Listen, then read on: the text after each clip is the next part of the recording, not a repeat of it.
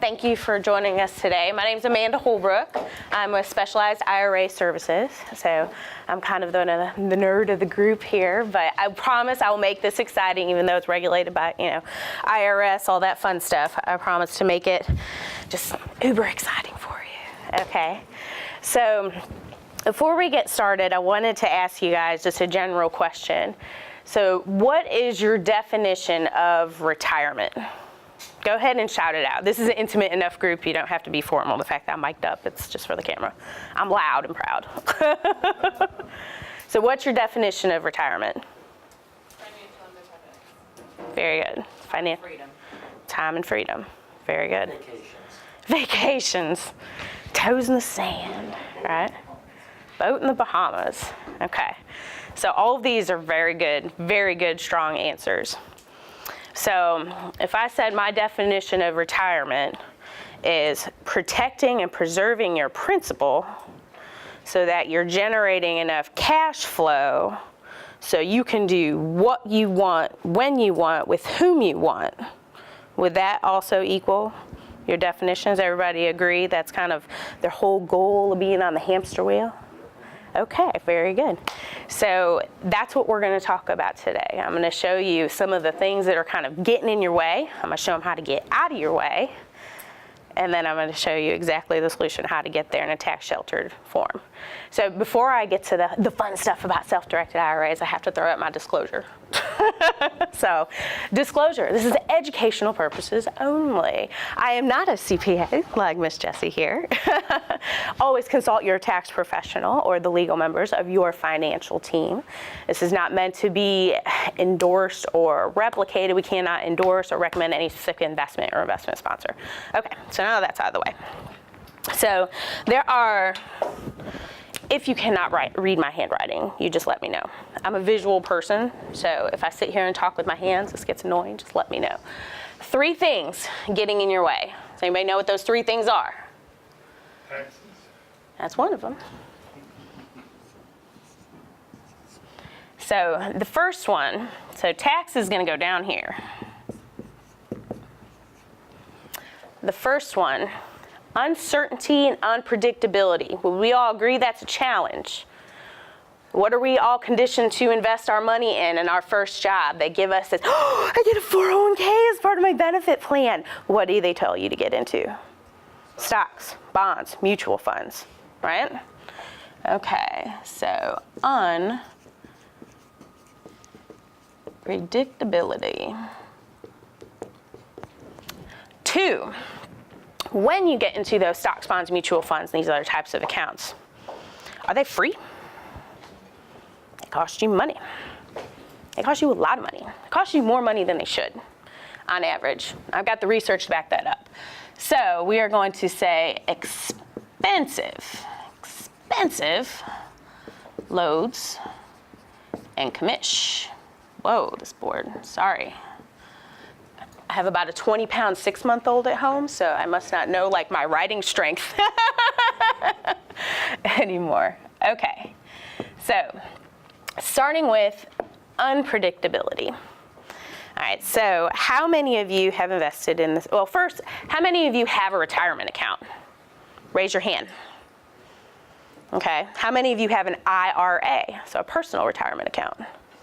Okay, how many of you have invested in the stock market? How many of you have lost money in the stock market?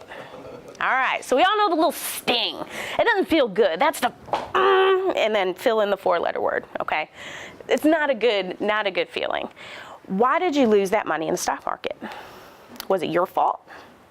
Was it the company's fault? If you had more control, whose was it?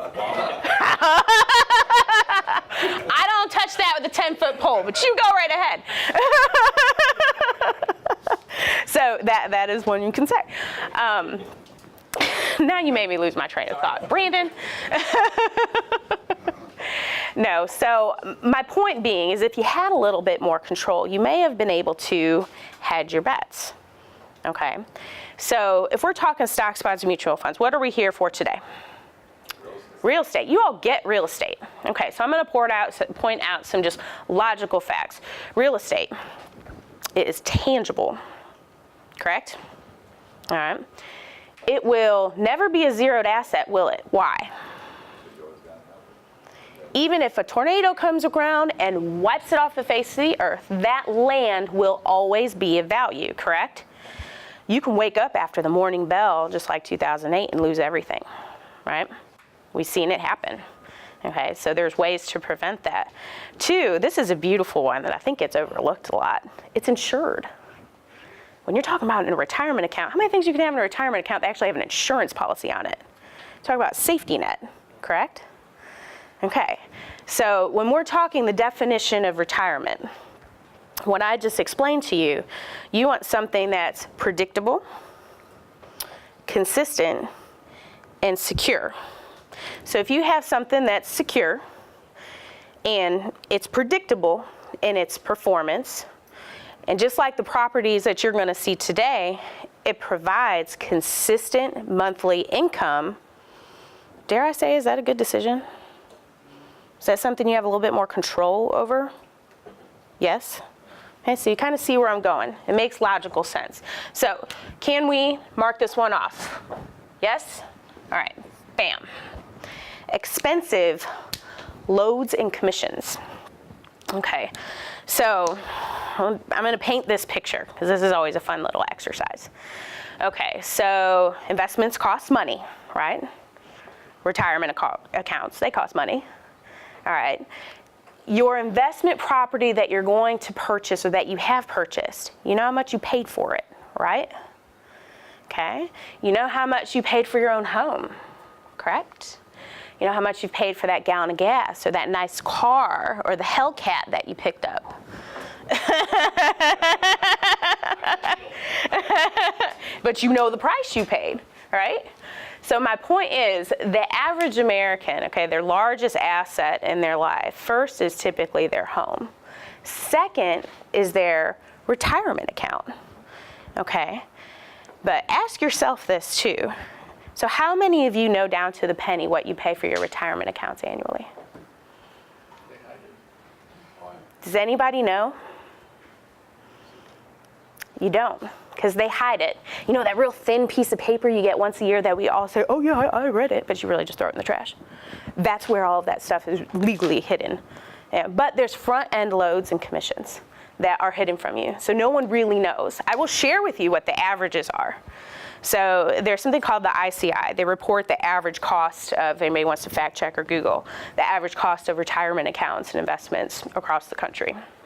So for the average person that has $100,000 in their retirement account, the first year is $5,400 on average. And then $1,500 the year after. So you're talking just under $7 freaking grand for a $100,000 account. What kind of return does it have to make just to cover your fees? Okay, your average stock bond, or heck, if you have it like in a mutual fund pool, you're not earning that money back. So how the heck are you supposed to get ahead? This is just the way that our parents did it, that we've been fed this whole time, right? So I'm here to put a stop to that. I mean, I can tell you, and I'm not going to let the whole cat out of the bag, but an account with specialized IRA services is like a very small fraction of that. And because everyone asks, the big banks don't do this self-directed IRA, because there's nothing in the back end. If you buy a property here in Memphis, Tennessee, are they making a cut on the back end? No, so they don't do it. That's how we're able to control our fees and give you the platform to give you that control. So now that we've kind of lifted the veil on the expensive loads and commissions, are we all feeling a little bit more aware and maybe just a little bit more angry or disgusted of kind of some of the stuff that we may or may not have? Yes? Is it okay to kind of knock this one off? Okay. Bam. Taxes. All right, Jesse, I'm going to start with you. You're the tax gal. And I read some of your bullet points, so I know you're going to hit this. What are some of the taxes that we get hit with? There's so many types, not only income taxes for federal and state, depending on what state you live in, self-employment taxes we also pay. Besides the income that you earn, we have sales tax, property tax, all kinds of other taxes in California. So not really left with much. Yeah. So, I mean, to your point, if I'm to average out what those are across all 50 states, and I'm sure you've probably done this, you have clients all over the country as well. You know, having $100,000, about $42,000 is going to go to taxes. So how the heck, I will say heck, are we to get ahead in doing that? Okay, a wise man once told me there's a simple solution or a simple formula you should follow. The first part of it is how do you earn it? The second part of it is how do you keep it? Yes, see, you guys listen. All right, so can we all agree taxes suck? Yes, okay, they suck. All right, so we're not gonna do taxes anymore. So what do you think my solution is that I'm gonna share with you today to avoid some of these taxes for your investment strategy?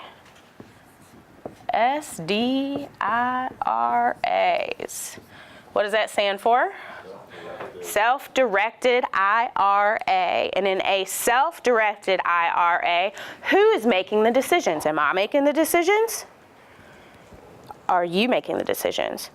Is your broker or financial planner making the decisions? No, you are making the decisions. So the first thing a self-directed IRA allows you to do is take back the reins. You're taking back control, which is something that you need. If anybody's going to sit there and say, oh, you know, I'm just going to stock it away and I'll be able to retire at the end of the day, that is the most naive thing I've ever heard. You need to take control and get involved in your retirement. So, just blanket, because I want to know kind of where everybody's at, because I think everybody's kind of at a different point. Who knows, or what's the definition of a self-directed IRA? If you're at Fidelity, I know they're one. Do you have a self-directed IRA at Fidelity? No, but I'll tell you, they advertise that they have a self-directed IRA. I will tell you that. I move a lot of accounts from over there, and they say, oh, I have account TD Ameritrade. I can self-direct that myself. Why do I need to work with you, Amanda? Yeah, well, go, I respect that. Go tell your representative that you want to go purchase a property and you want to hold title in that account, and then you come back and tell me what he says. Because he's going to tell you, no, go pound sand, or he's going to tell you, oh, that's legal, you can't do that. Okay, does anybody think that it's completely illegal and you can't do that? I'm going to touch on that one in a second. So, plain vanilla IRA. All right. Stocks. Bonds. Mutual funds. CDs. Okay. This is your plain vanilla IRA. All right. This is what majority, if you have this, raise your hand. Okay, how many of you in here have a self-directed IRA? 1, 2, 3. Alan does too. So does James. So I'm going to share with you, instead of just stocks, bonds, and mutual funds, you are going to open the door to unlimited investment opportunity. So a self-directed IRA is being able to take what you know and apply it to your retirement account. So can you hold these rental properties inside of your IRA? Yes, you can. So we can have houses. Some of the other stuff you can do. Could I be a private lender in my IRA? Say for someone that's buying a house. Yeah, private lender. Notes. That's a big one. There's also ways to invest in entities, LLCs, C Corps, etc. I can give you a couple case studies I'm not going to get into, but you guys have heard of Yelp, heard of Facebook, heard of PayPal.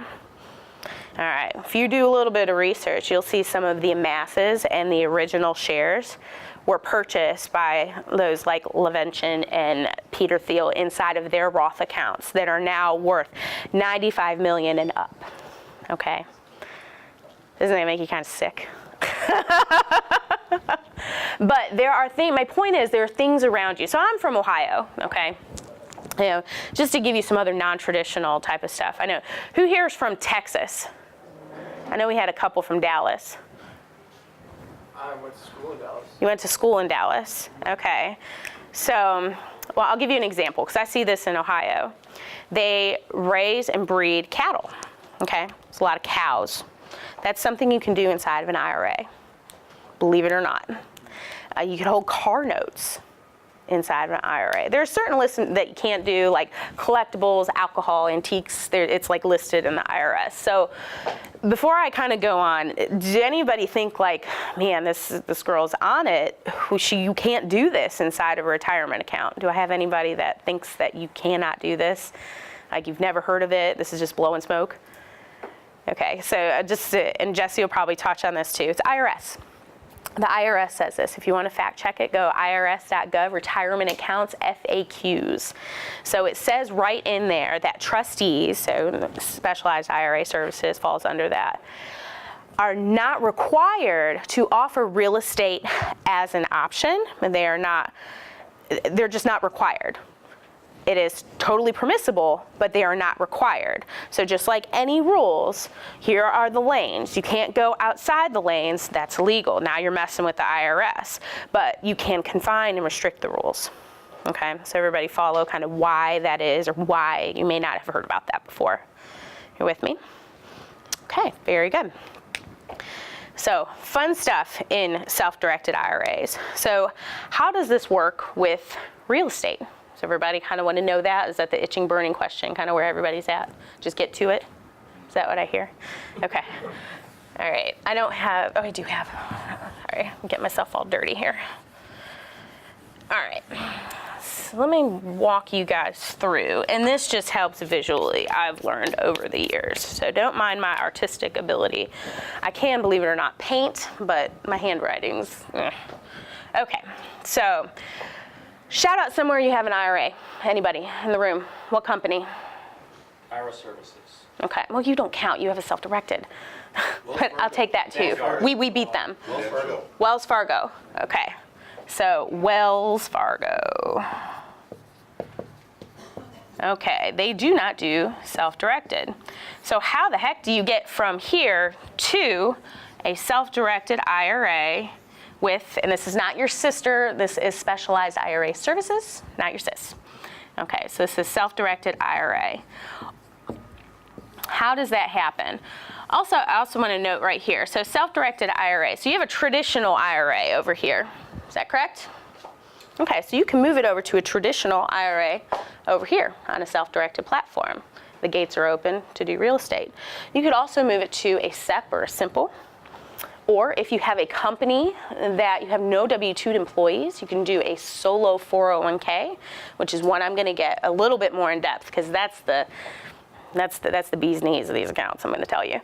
Okay, how many of you have, so we're all required to have health savings, health accounts right now. We're all required for insurance. How many of you have a high deductible health plan? Okay, so does everyone know what a HSA is, a health savings account? Do you know you can self-direct your health savings account? You can hold property in your health savings account. Okay, has anyone ever, and I've seen this in my own family, it's the only way I bring it up, when you're taking care of your older loved ones due to lack of planning? Long-term care is a big hot button right now. It's not just estate planning, it's long-term care. You don't want to become a burden to your children. And HSA can solve all of that. Okay, who has kids? Yeah, okay, kids that haven't gone to college yet. Yeah, got two, okay. There is something called a Coverdell Educational Savings Account, okay. You can own properties in that, do notes, all of this fun stuff inside of your Coverdell Educational Savings Account. How many of you send your kids to private school? I do too. Okay, that costs money too. Okay, good old 529 plans that are given by the state, you can only use for higher ed. Coverdells, K through 12, baby. You can use those for K through 12, yes. I have some clients in New York, they pay 20 to 30 grand to send their kids to private school. So this was like a godsend, and it made a complete difference in their financial portfolio immediately. I know when we talk retirement accounts, it's usually delayed gratification, and I get that. We live in an instant gratification world. But I'm giving you these kind of, these little nuggets, because these are the types of things that when Alan and I or any member of our team sit down, we look at the big picture, because you don't know what you don't know, is my point. So I digress. So how do you get from here to here? One, this is a simple application, a transfer form, an ID, and a statement, okay? We do all of this for you. We send it over to Wells Fargo. Wells Fargo sends to us. We have a whole team in Albuquerque, New Mexico that takes care of all of this for you. So if you're scared and you don't know what it is, or you think it's heavy lifting or paperwork just scares the bejesus out of you, we do all of that, okay? Now here's how this works. So now you decide you want an account. You deposit into the account. You'll see this on your handouts there too. Now you pick an investment. Who's going to tell you what investment to pick? You, correct. Not me, who? You, right? I'm not losing you guys, right? No? Okay, just tell me. I don't want to make sure I'm engaged here. All right, so now we're going to have this bubble, okay? Now you're going to say, James, I want this house, where did I see? Over on Trade Winds, right? Is that one of your houses? Yes. About 85 grand, right? Yes. If I remember correctly? All right, so I want to buy this house on Trade Winds. I'm going to have $100,000 in this account, okay? So 100K is in my bubble. I'm going to buy this house for 85K. Okay, why am I not going to buy a house for 100K in my IRA? Reserves. Yes, reserves, because there's 4 things guaranteed in real estate. What are they? You have a property, you will have taxes, you will have insurance, you will have maintenance, and you will have vacancy at some point. Now they do a kick-butt job at minimizing a couple of those things, but those are guarantees I can give you. So you have to plan for them. So you always want a cushion, a reserve cushion, because when this property is purchased, is it in your name? Is it my name? Is it in James' name? No, it's in your IRA's name. So specialized IRA services for benefit of your IRA is on the title, the deed, the insurance policy, etc. So when we go to closing, guess what? We're sending the money to the closing table for you. Now you have a house in your IRA. So when you log into your account and you see, oh, where'd all my money go? You have an asset. You have a house inside your account. Now let's fast forward a couple months. They do a great job of getting your properties rented, heck, pre-rented before the construction is even done. Okay? So those rent checks, you think they're going to be made out to you personally? No. That's a big no-no. Okay, are they going to be mailed to you? No, they're going to be sent right to Specialized. Okay? So every month, you're going to have rent checks, stacking. My squares are failing. So this is cash. Okay? Over time, there's this A word that happens in real estate. What's it called? Appreciation. Yes, that was the one I was looking for. So that is equity. Is that also a huge benefit? Correct? Okay, so eventually we get some equity over time. So again, remember what we said the definition of retirement is. This is a protective bubble, okay? What is it protecting you from? Correct. So we're getting protection from taxes. All right, now in real estate, I have to say this, it's just an investment 101 in due diligence. Do you ever get into anything in life without knowing your exit strategy? I mean, come on, you guys, let's face it. You don't get into freaking marriage these days without knowing your exit strategy. Hence the prenup. Like, no, I'm just joking. Yeah, if you don't have that, sorry. It's like, no. Oh, I forgot. Protection. Okay, so when you sell a property that's not your primary residence, okay, you incur another type of tax. Has anybody had that experience? They may know what that tax is. Capital gains. How much is capital gains? Too much. I like that answer. Give me a round number, roughly. 20. Yes, roughly 20%. Okay. Oof, that's why we're in Memphis. Okay, so cap gains.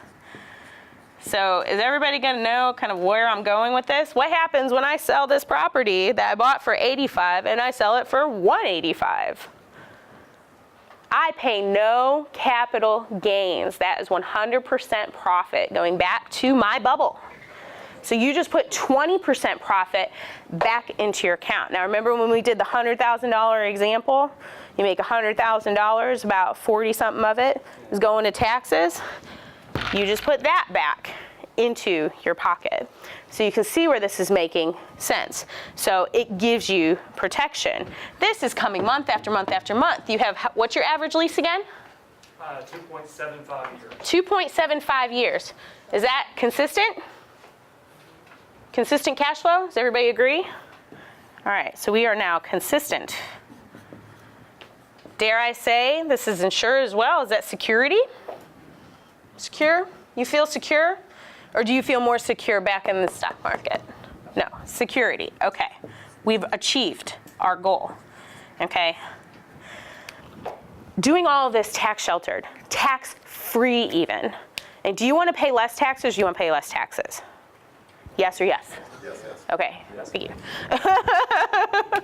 So let me ask you this. This is a very good lesson. If you are not taking notes, you take notes now, okay? Do you want to pay the tax on the seed or the crop? Just joking. Did you read what went in my head?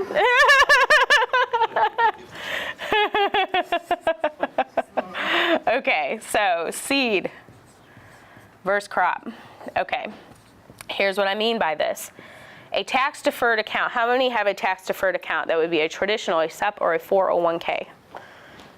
Yes, okay. So any money that you grow in that account, when you take it out at 59.5, Uncle Sam always gets a piece of your pie. So he gets your piece of that pie at the end of the rainbow when you take that money out. So whatever you put in there yourself and whatever you've earned over the lifetime, you are paying taxes on. I'm going to give you an example of that. You grow that account to $1 million. You're really going to be giving away about $442,000 of that to taxes, depending on what bracket you're in at that time.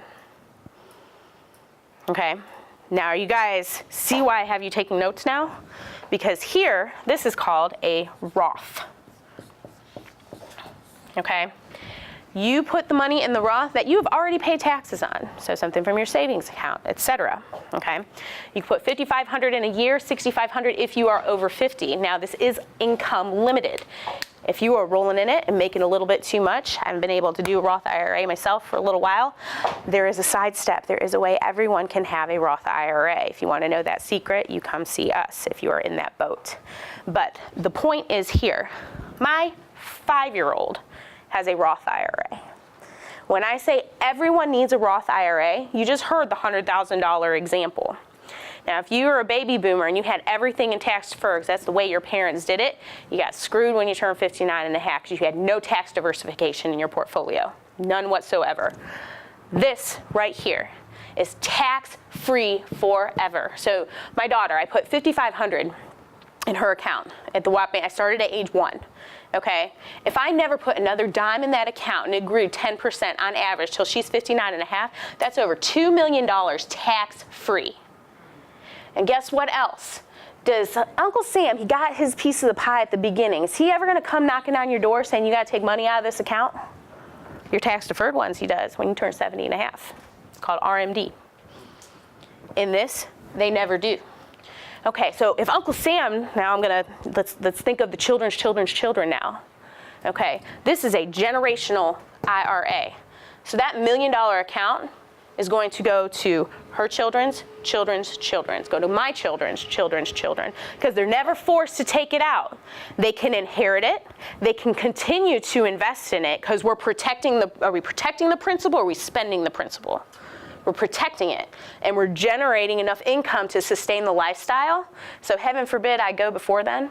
My daughter and my son have tax-free early retirement. Is everybody grasping the gravity of that? Okay, now how many of you would like to put more than $5,500 to $6,500 in this account? You're like, holy crap, how can I get like $100 grand in there today? Okay, I'll touch on that. Okay, so has everyone got this down? Can I erase this? Yes, yes.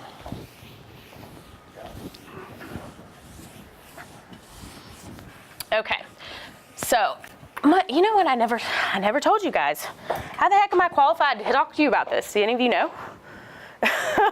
So I've been doing this for over 10 years in the self-directed IRA arena. Used to work for a 900-pound gorilla in this industry. I had a phenomenal mentor, which is now one of the co-founders of Specialized IRA Services. You find good people, you stick with them throughout your life, and they help you out in return. If you help enough people get what they want in life, what happens? You shall be provided for, right? Zig Ziglar, you got that. Okay, so after that, I did about 5 years in the turnkey investment arena. That's how I'm able to kind of get a really good grasp of the outside and the inside of this. But guess what else I do? I drink my own Kool-Aid. I have CISAs, I have Roths. My husband and I, we live in Northeastern Ohio. We also buy and hold. We flip properties, we do private lending. We have a solo 401k, which I'm about to tell you about now. My kids too, I have a 5-year-old and a 6-month-old. They keep me on my toes.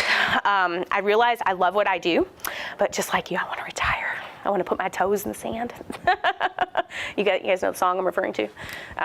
Yeah, exactly. That's what I'm aiming for. Okay, I want that Corona in my hand. You know, I can see the picture. It's, you know, so if you ask me my why, you know, the Holbrooks, we have a very good motto, and you've heard of it. It's kind of cliche, but we work hard and we play hard. You know, we involve our kids in what we do from this age. And I can show you pictures of my daughter sitting in my office with my headset on. She's like, Mommy, I want to make my own money. I'm like, oh, really? She's like, yes, I think by the time I'm 8, I'm just going to talk to people like you do. I'm like, okay. That's all she thinks I do. She thinks I sit in this office and just talk all day. She'll get it. She'll get it. So solo, this is a Roth solo 401k. This you'll want to write down too. So if you have an is my handwriting today, 401k. If you have an LLC, a C Corp, or you're a sole proprietor, you have no W-2 employees, or if you do have W-2 employees, you can kick them to 1099. I'm not going to say I'm advising you to do that because I can't, but it might not be the worst idea in the world, and I'll tell you why. So let's say you have an LLC. In the name of an LLC, somebody's company. Anybody? Want to be my example? What? Investment property. Okay. All right, we'll do MIP LLC. Memphis Investment Property LLC. Okay. So no W-2 employees here. All right, everybody's 1099. So here is you.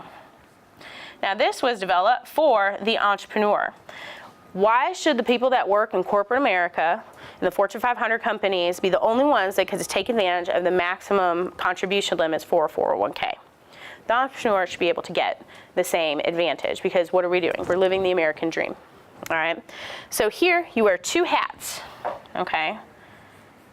Hat number 1, hat number 2. And that's going to give you 2 buckets. Okay.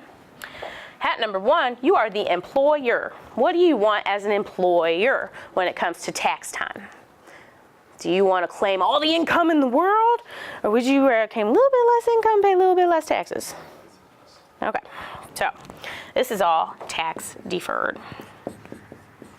Okay, this is up to 25% of your income, maxed at $36K. All right. Now remember that Roth I told you, $5,500, $6,500, wouldn't it be good to get like 3 times as much in there? This is how you do it. And guess what? No income limitations on this one either. That's another beauty.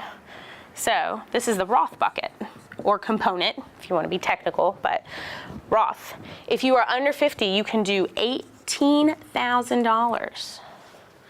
If you are over 50, guess how much you can do? 24.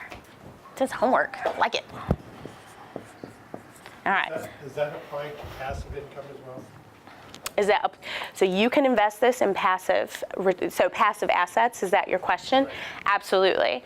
So this is a way of dumping anywhere between 54 to 60K into a tax sheltered account and doing the same thing you're doing outside of your IRA, inside of your IRA. It's also a phenomenal way, and I'm sure Jesse's going to talk about, to offset some taxes that you may have out here. I'm not a CPA, so I'm going to let her do all that. But that gives you an idea. I mean, that is the power of this whole thing. Now, there are 3 ways you can purchase real estate in an IRA, and I'm going to wrap this up because you guys need to know this. Number 1, outright. Does that sound like what I just did? It's almost like a cash purchase, you guys. Same thing, super easy. The close is even easier because you know what? We close on these day in and day out. Okay, we're the experts in this. 2, partnering. Anybody ever partner with anybody on a deal? Okay, I don't have enough in my IRA. James got money in his IRA, so we love that property. So we're gonna go 50-50. We're gonna split expenses 50-50. We're gonna split profits 50-50. See how that works? If you do it with your spouse or anybody else that's a disqualified individual, and Alan and I can go over those with you. The only rule, you can't commingle funds. You should never do that. But you couldn't buy each other out. You have to sell to a qualified third party. Okay? The third one, can you go out and get a conventional loan in your IRA? No. Can you get any loan in your IRA? Wouldn't it be phenomenal if you could? And I mean, how many of you are leveraging your portfolios using conventional financing or other? Yeah. OPM, right? Anybody know what I mean by OPM? Other people's money. It's how you get to where you're going quicker. All right. If we were going to live to 200, maybe you can do it all in cash, but you're going to use OPM at some point to really get to where you want to go in a shorter amount of time. So 3 is a non-recourse loan.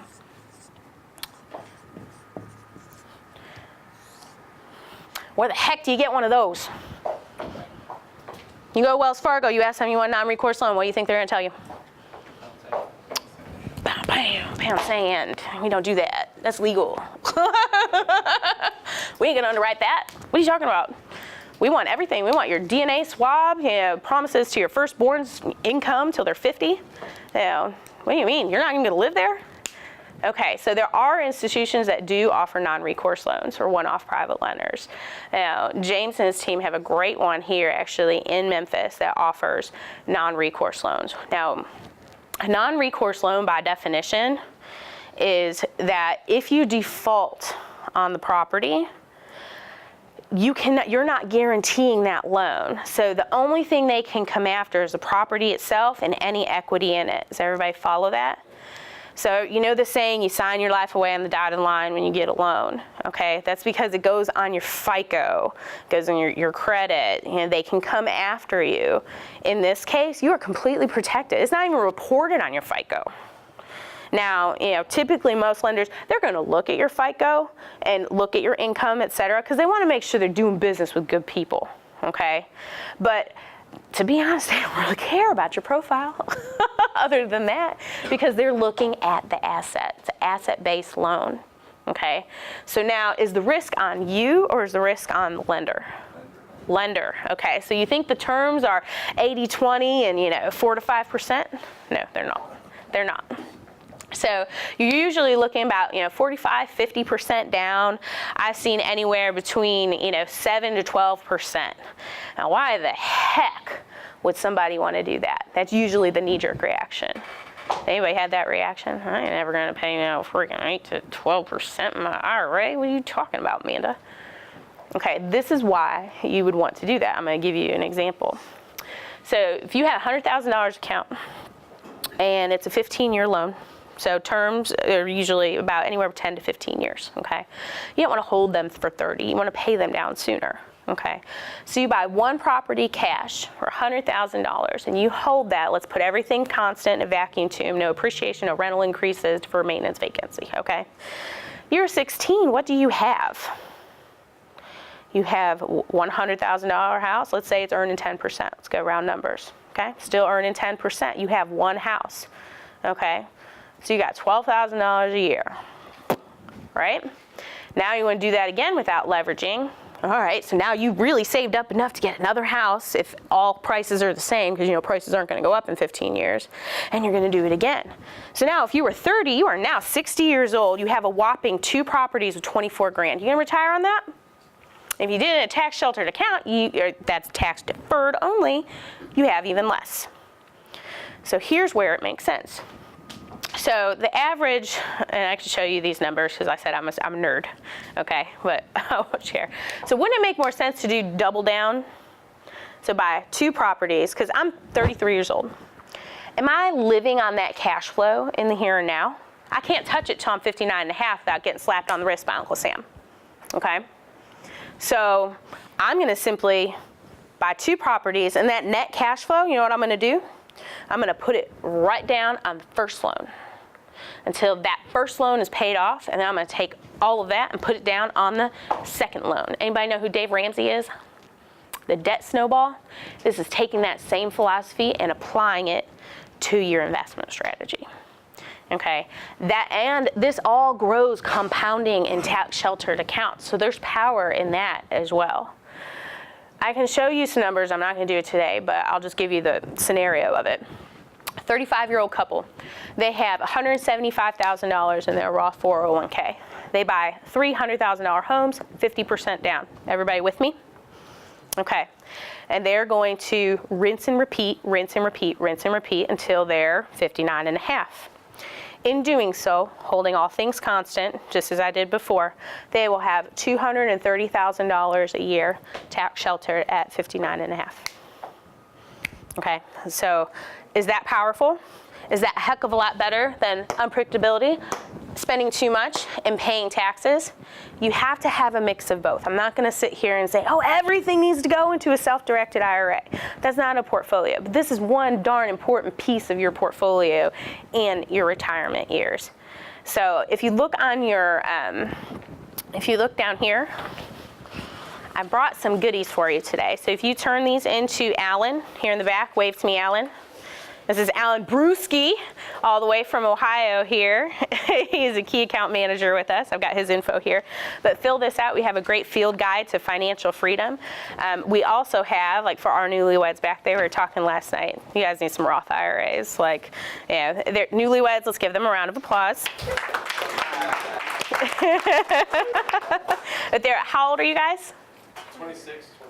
Okay, how many of you wish you would have started then? Okay, so you guys see Alan before we leave. But that is all. I hope this was very informative. We have a calendar back here. You can set up appointments with us when we go home.